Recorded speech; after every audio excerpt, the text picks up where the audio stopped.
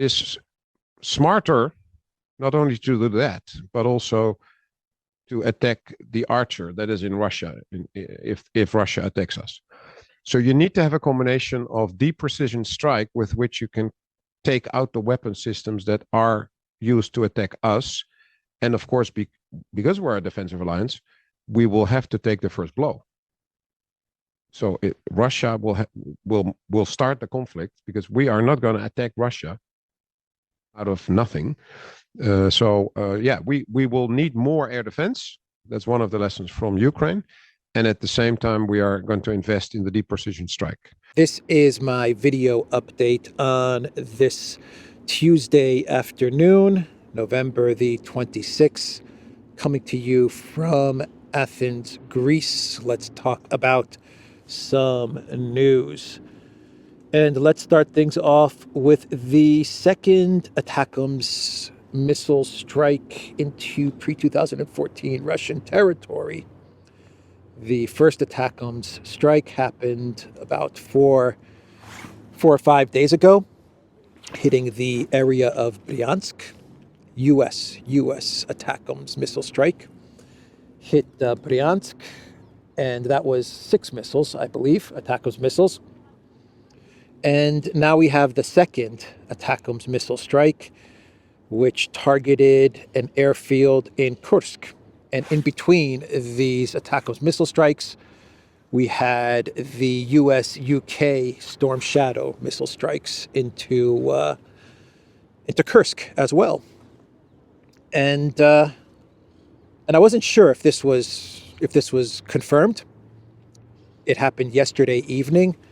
There were a lot of reports about an ATACMS missile strike into Russia, a larger ATACMS missile strike into Russia than the 6 ATACMS from 4 or 5 days ago.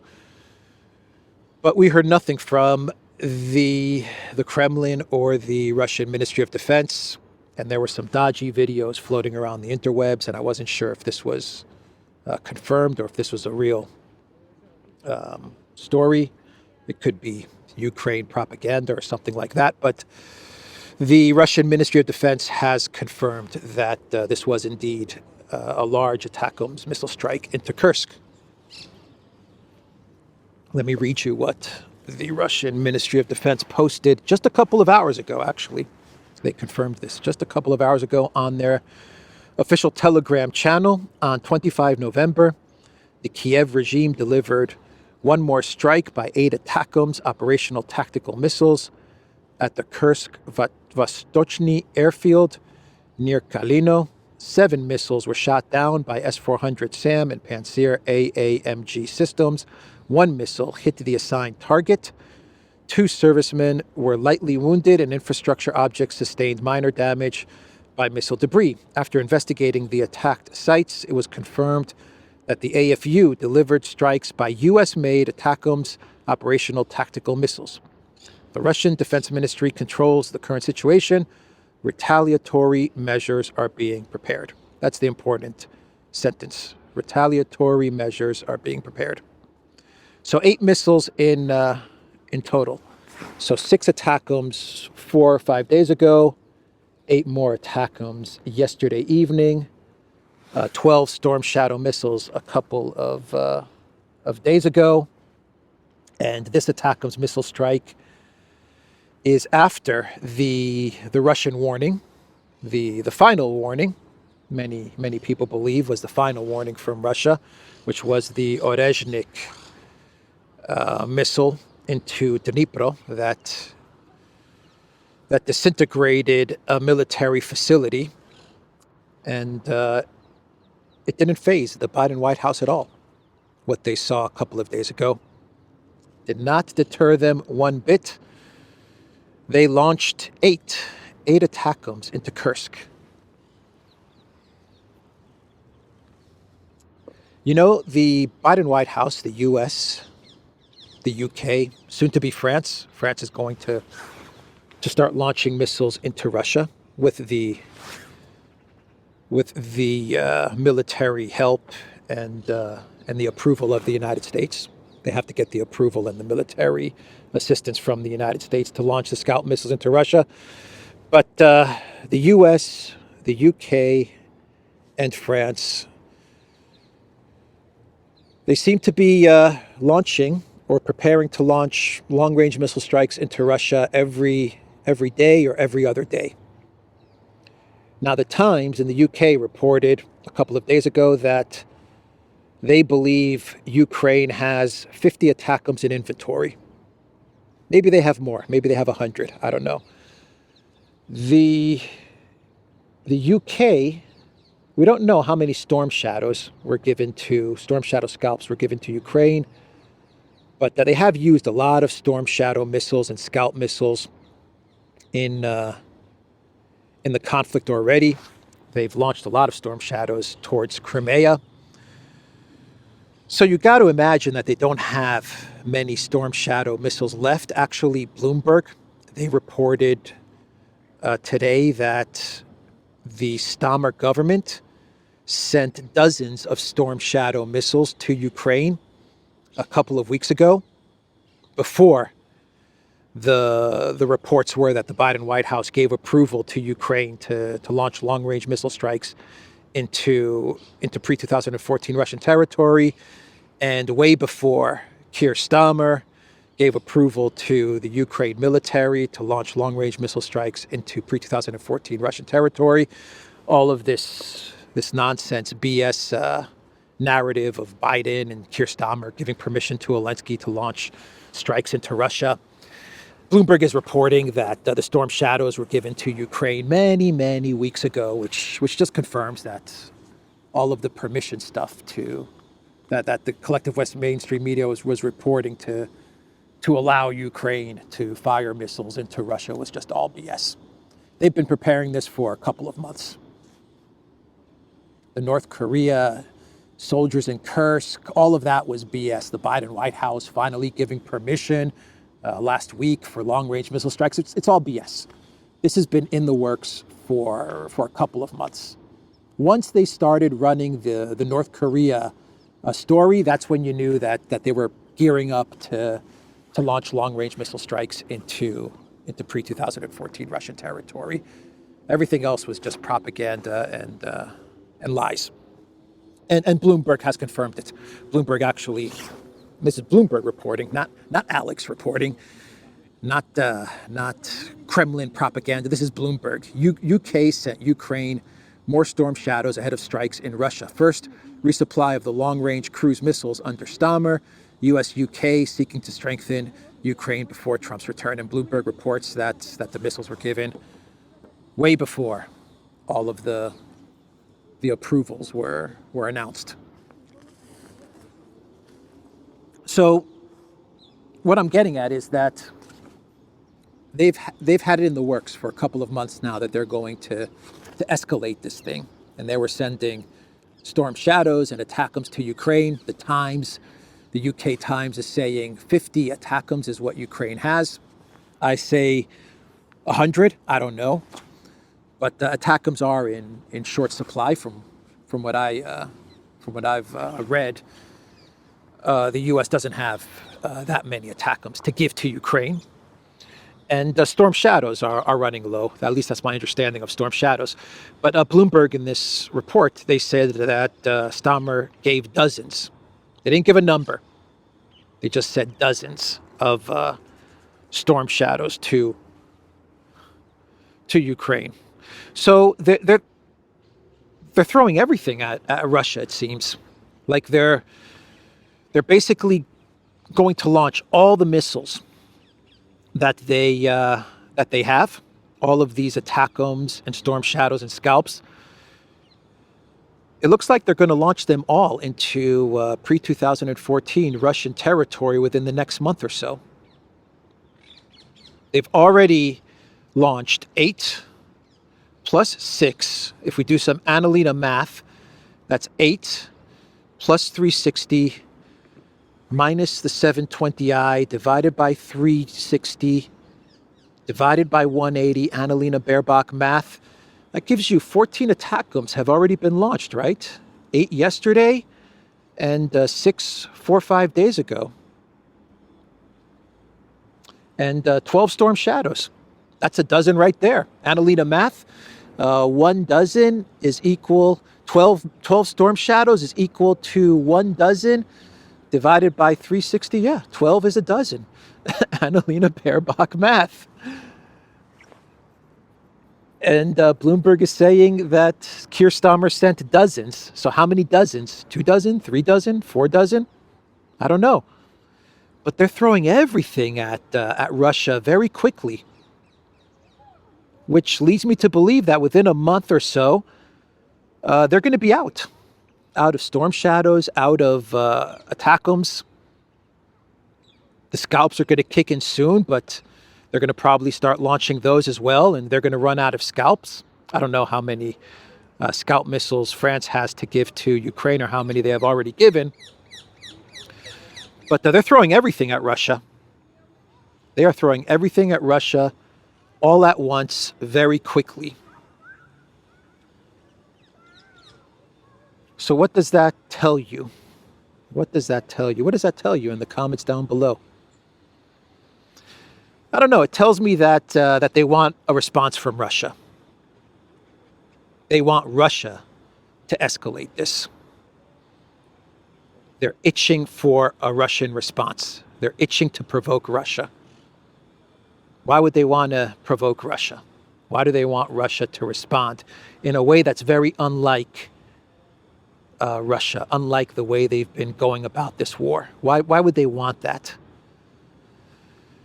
So that they can complicate any type of ceasefire.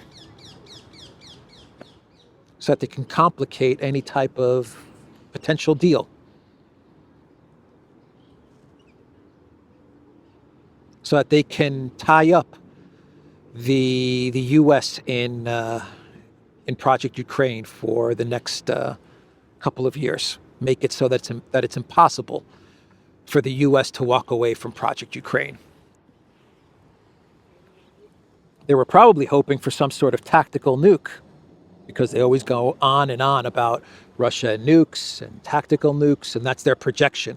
So they were hoping for some sort of tactical nuke response or test launch or something like that, right? And instead they got the Orezhnik, which just hits its target and doesn't even have a payload on it. It's just by the kinetic force that it just disintegrates everything. They weren't expecting that, huh? That threw them way off balance. So that's what's going on here. They're going to continue to hit Russia as often, as much as they can. They're going to to blow their load on all of these strikes, for lack of a better expression.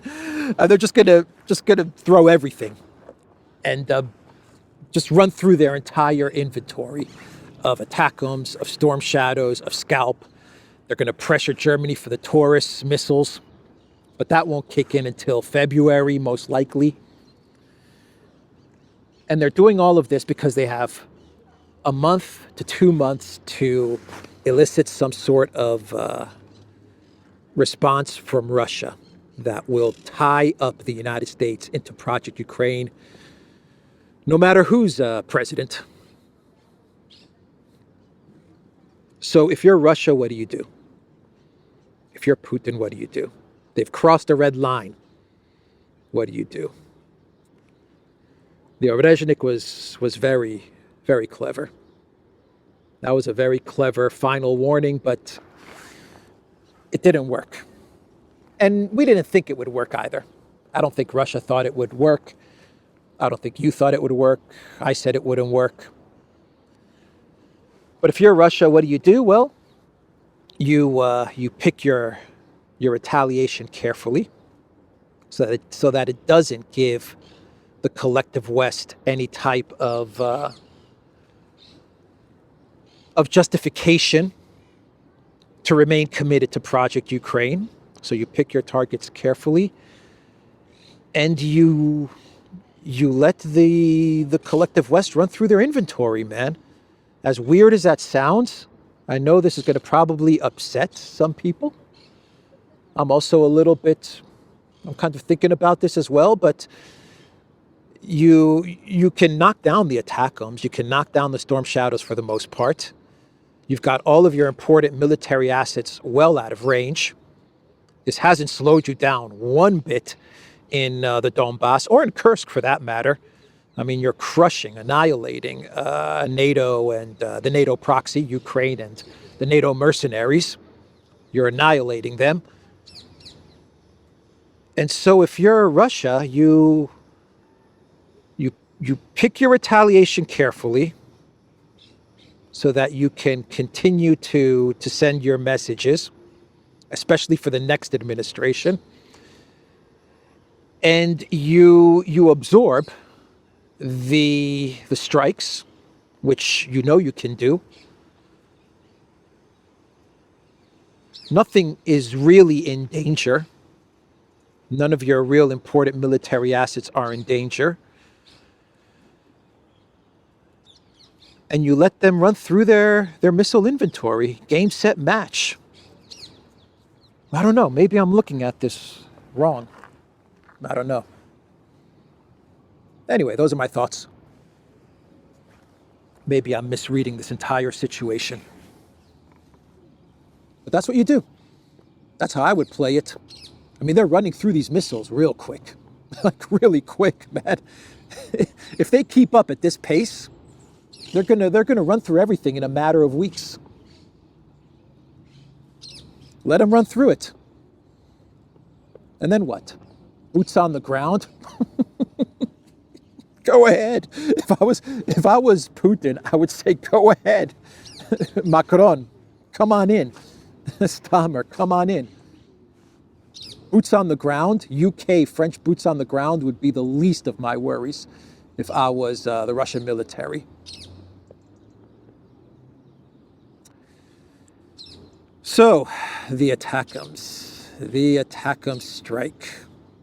Russia, they launched, according to the Ukraine military, their reports are that Russia launched a huge drone strike into Ukraine, throughout all of Ukraine, focusing on the west of Ukraine and Kiev. According to Ukraine military, 188 drones were launched into Ukraine yesterday, which would make it, I believe, the biggest or one of the biggest drone strikes into Ukraine. And I thought Russia was running out of weapons. They're not running out of weapons.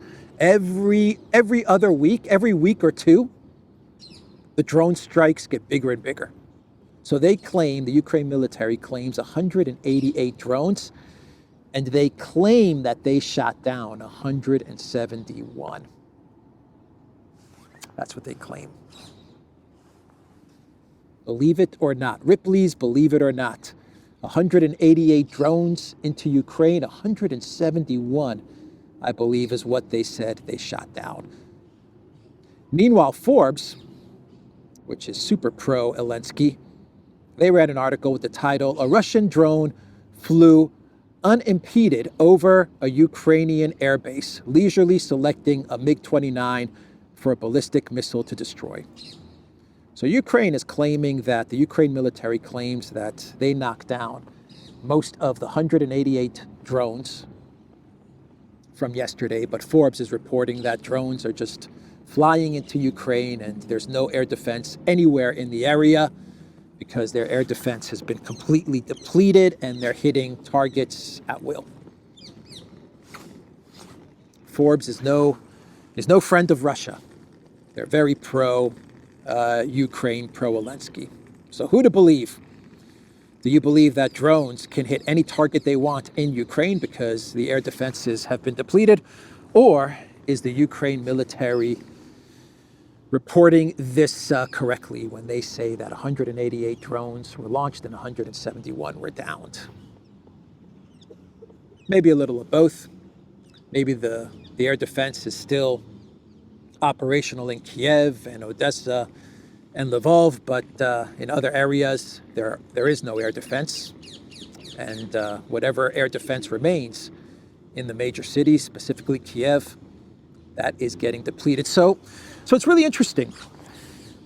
Russia using drones, cheap drones, they're depleting Ukraine's air defenses, what remains of Ukraine's air defenses in Kiev and Odessa and Lvov, while at the same time, the US, UK, France, Ukraine, they're depleting their long-range missile inventories into Kursk, into Bryansk, hitting no targets of value. So any way you look at it, Ukraine is being depleted. The Ukraine military, the collective West military is being depleted. Any way you look at it, whether it's air defense or whether it's the long-range missiles.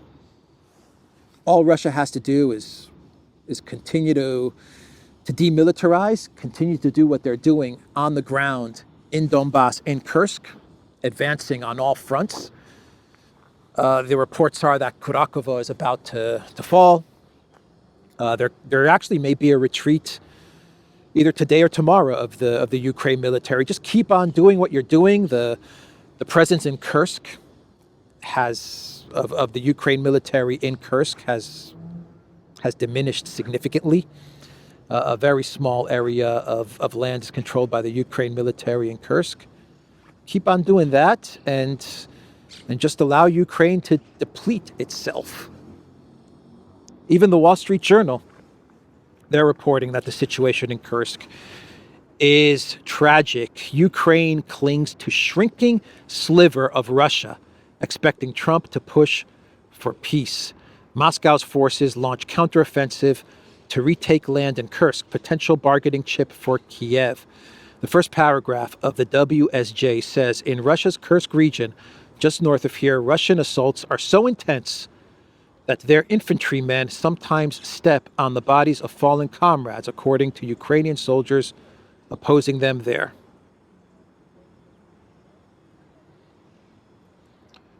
That's how intense the Russian offensive in Kursk is.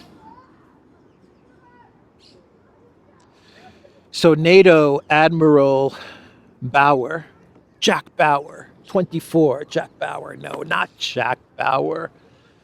Not Jack Bauer. His name is Rob Bauer. Rob Bauer. From the Netherlands, right?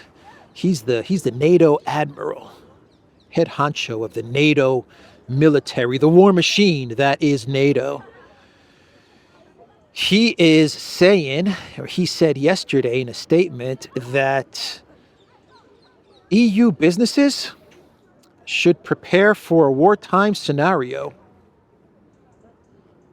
European businesses should prepare for a wartime scenario, is what Rob Bauer said yesterday.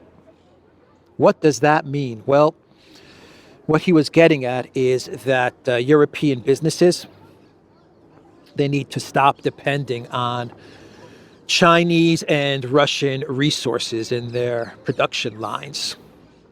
Because when the war comes with Russia and with China and with Iran and with North Korea and with everybody, when the war comes with everybody that they're picking a fight with,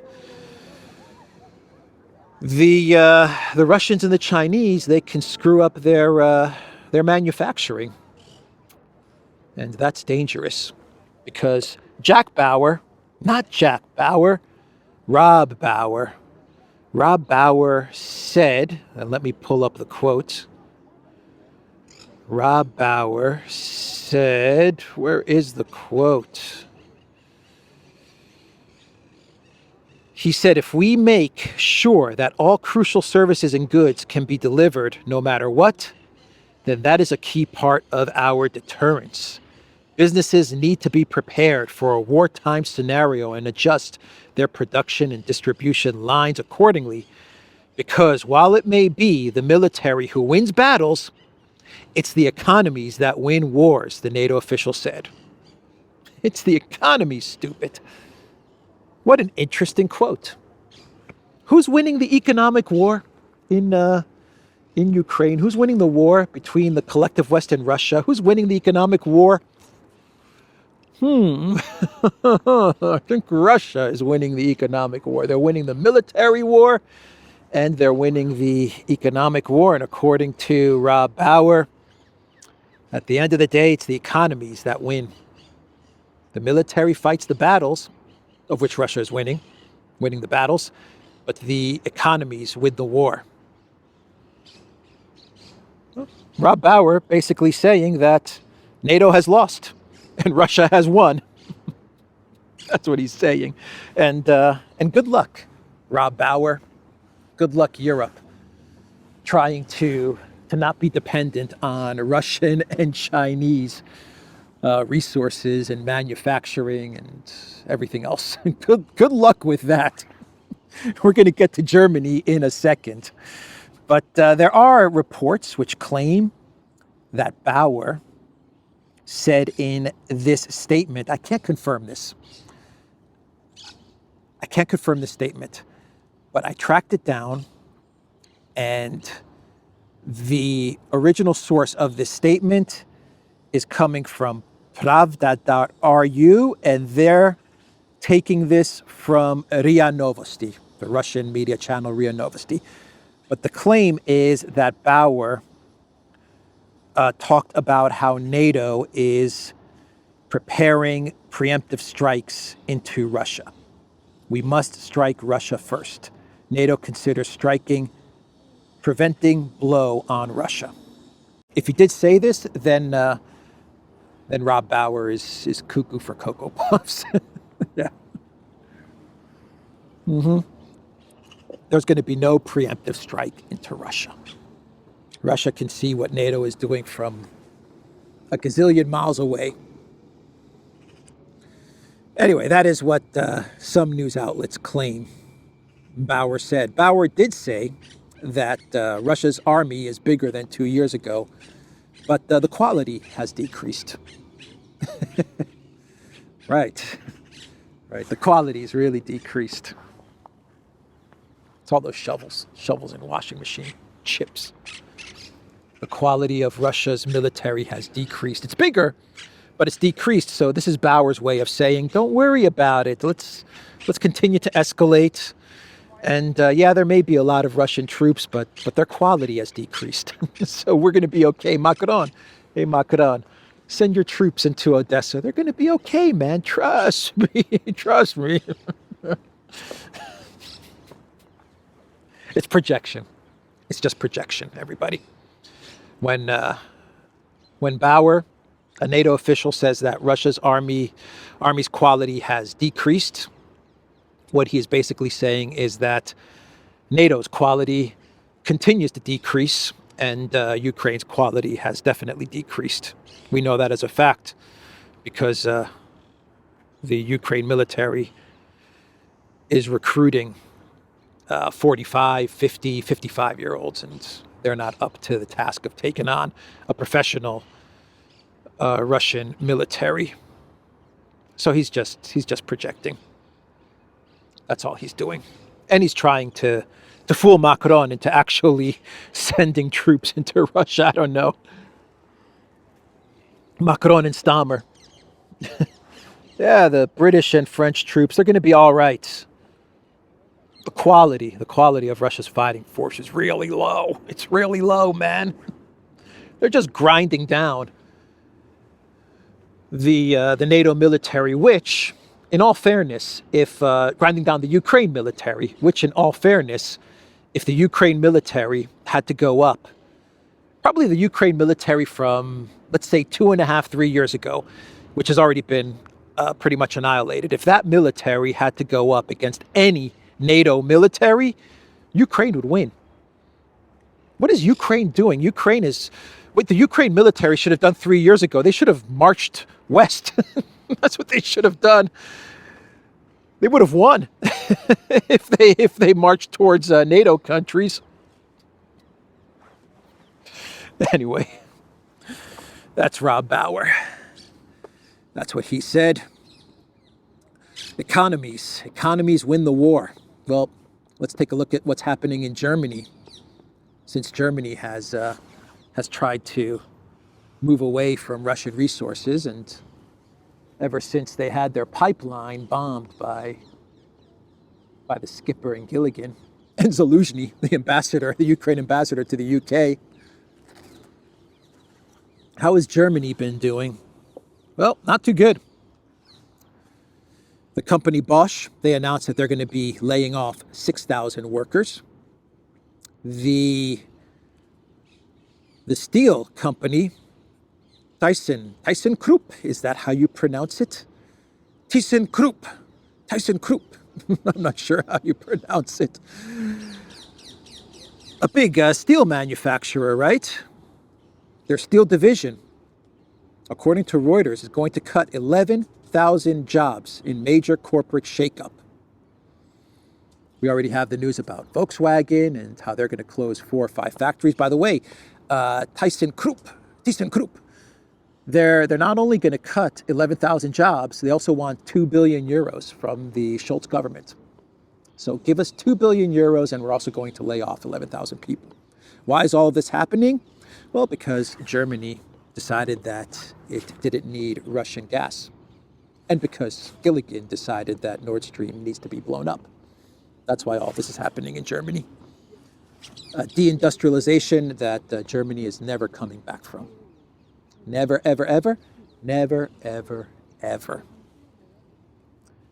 And we're getting reports also from Germany that they got so freaked out with the Orezhnik that they're now talking about bomb shelters. They're even going to create an app where German citizens can find the bomb shelter nearest to them. the bomb shelter app. And they're going to convert metro stops into bomb shelters and all kinds of other things into bomb shelters. Even apartment complexes, even homes are going to have bomb shelters, or the government is telling them to create bomb shelters. And there's going to be an app where you can find the bomb shelter near you. Congratulations, Germany, for supporting the Green Goblin, Zelensky.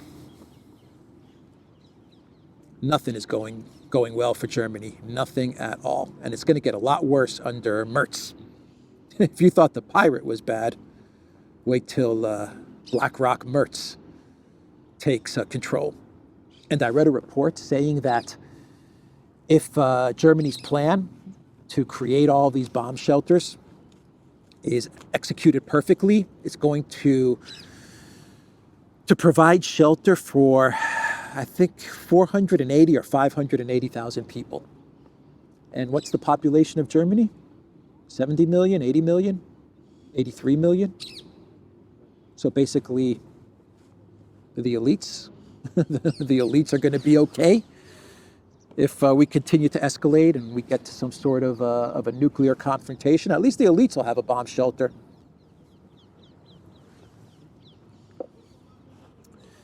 So that's what's happening in Germany. Italy, by the way, they said that they're not going to be sending troops to Ukraine. They're not going to follow Macron and Stammer.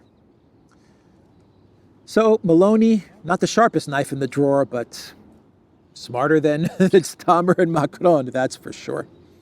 And then you have Kirby, Admiral Kirby.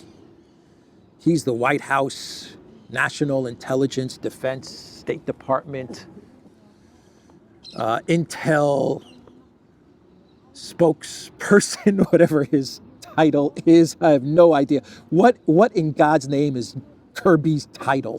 What does he do at the White House? I don't know.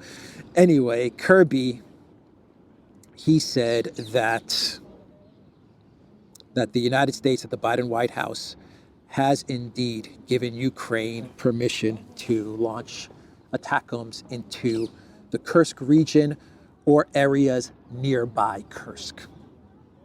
That is what Kirby said, which is an interesting statement from Kirby. They're allowed, Ukraine is allowed, they've been given permission. The US is launching the missiles and Ukraine has been given permission to press a button while the US does everything else.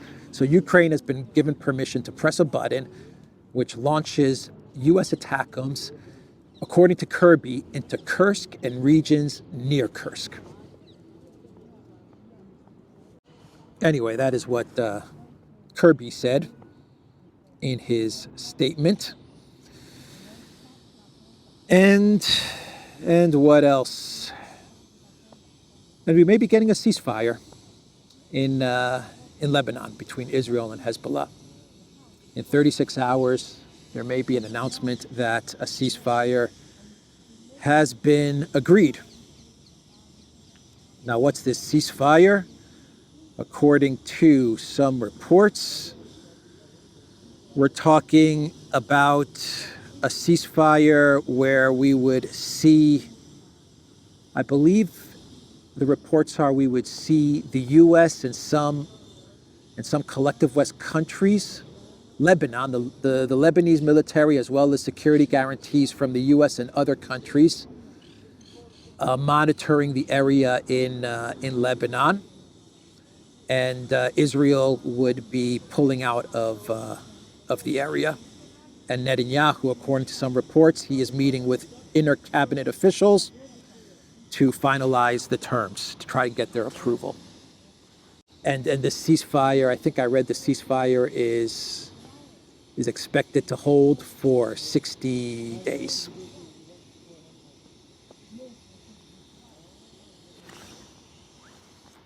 Axios is reporting U.S. believes Israel-Hezbollah ceasefire deal reached, according to a senior official. They're calling it a pause, not an end. Israeli Channel 12 is calling it a pause, not an end. Isn't it interesting that that with the escalation with Russia, we're getting close to some sort of nuclear conflict, and much of the collective West media isn't really reporting on this too much. It's not like a huge story. It's a big story, but it's not like the main story. And the Senate and the House, outside of a couple of members of the House or Senate, like Marjorie Taylor Greene or maybe a couple of other people, Massey, no one else is really freaking out about escalating towards a war with Russia either. Isn't that strange? What does that tell you? I don't know. We'll see. We'll see how all of this unfolds. So federal charges have been dismissed against Trump. All of the Jack Smith charges that they were going after Trump with, it's all been dismissed, which just shows you all of that was just BS. Lawfare. It was all lawfare. It was all done to try and prevent Trump from winning the elections. And now that he is president, they just dismissed them. If these were real crimes, like if Trump really broke the law, they wouldn't just dismiss it because they would feel as if Trump broke the law. But no, it was just all lawfare. So all of that stuff is gone. And Trump, he is vowing to slap new tariffs on Mexico and Canada, 25% duties. That is what Trump is signaling. And he would also increase the tariff rate by 10% on Chinese products. And the condition to not have tariffs for Mexico and for Canada is to seal up the border and stop the fentanyl from flowing into the United States. That's Trump's condition. All right. We'll see. We will see what's going to happen. Russia and Iran, they have completed their path to de-dollarization. The two countries have completely shifted to trade in their national currencies, according to the Central Bank of Iran. Not good news for the dollar. We have Russia and Tehran now, 100% trading without the USD. No USD needed. And Marine Le Pen is set to bring down the French government, which is why Macron is talking about soldiers in Ukraine, trying to distract away from the fact that Marine Le Pen in a couple of weeks' time, as the budget vote comes up, she is signaling that her party is going to not vote to approve the budget, and this is going to bring down the Barnier government, and it's going to cause all kinds of trouble in the Eurozone. And the EU kleptocrats, they are freaking out Marine Le Pen might be about to wreck the Eurozone. France's far right presidential hopeful is threatening to cause economic and political turmoil by toppling Michel Barnier's young government. And it's not only Le Pen, it's also many of the parties on the left, which were not happy with Barnier because their prime minister candidate got snubbed by Macron. Macron put in Barnier, and they're pissed off at Macron, so they're also signaling that they're going to vote down the budget. And Le Pen, well, they're going after Le Pen. They're trying to, the French legal system, the globalist legal system, is using lawfare to go after Le Pen and to try and lock her up. So they're trying to arrest Le Pen, and Le Pen is saying, not so fast. What I can do is I can vote against the budget, and I can bring down your entire government, and also cause all kinds of panic in the Eurozone. No wonder Macron is trying to escalate in Ukraine. No wonder. His government's about to collapse. Maybe he shouldn't go after Le Pen. I don't know. They're going after Le Pen for embezzlement charges. Le Pen and 26 other individuals in the National Rally. The moment of truth, Politico reports, the moment of truth will come right before Christmas, when Barnier will have to use a constitutional trick to pass his budget. The gambit will allow him to pass a text without a parliamentary vote, but will also expose him to a no-confidence vote that could cost him his job. And that's when Le Pen might strike. Interesting times ahead. Very interesting times ahead. So should we do a clown world? I think I covered a lot of news for today. Yeah, let's do a clown world and wrap this video up. The Financial Times,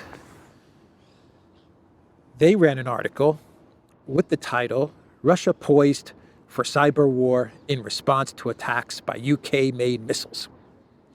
And for the featured image of this article from the Financial Times, they have a cartoon. They put a cartoon as the featured image. The cartoon says, Russia Cyber Warfare Unit. And on the bottom it says, the tricky bit is finding some UK infrastructure that's working to switch it off. The Financial Times is talking about Russia cyber war, but what they're really talking about, what they're really saying, is that nothing works in the UK. That's what they're really saying here, not some sort of Russia cyber war. It's that there's nothing in the UK for Russia to turn off because nothing works. UK infrastructure is completely broken. Anyway, that's the video, everybody. theduran.locals.com. We are on Rumble, Odyssey, BitChute, Telegram, Rockfin, and X. Go to the Duran shop, pick up some merch, like the jacket I am wearing today, the sweatshirt that I am wearing today as well.